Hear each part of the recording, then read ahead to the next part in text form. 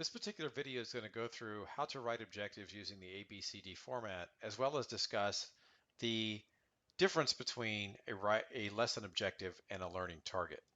So first off, let's look at the ABCD format of learning objectives. Learning objectives are those things that are what is a student going to be able to know or do by the end of a particular lesson. And we write that in the lesson plan or the curriculum map in ABCD format. So for example, in the ABCD format, audience is the student itself. Who is your audience? Behavior is what are they going to be doing? Condition is under what conditions are they doing that? And degree is what level of learning are you looking for in this objective?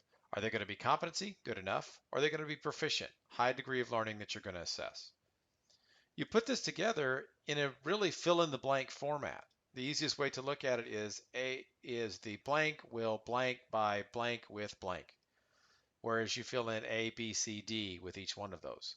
The Bloom's verb usually precedes the behavior, and the Bloom's verb defines what level of learning is going to be desired from this particular lesson objective.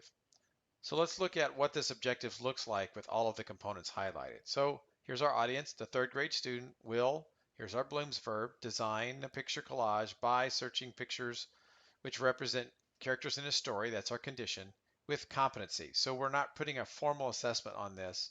We're saying, can they put this collage together? Now, what's the difference between that objective and a learning target? Now, our full objective is what we put on our curriculum maps, what we put on our individual unit plans. A learning target, on the other hand, is what either the student can articulate that they learned in the context of that lesson, or that they're learning in the context of that lesson, or how the teacher articulates the objective to the student.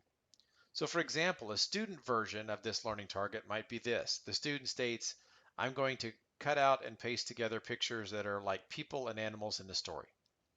The teacher may articulate that today, students, what you're going to do is you are going to design a picture collage by looking for pictures that are going to represent characters in the story and taping them and gluing them together. So they articulate what they're going to be learning to that student in student-friendly language or student-friendly voice. And so those are the real key differences between an objective and a learning target, and how to write that objective in ABCD format.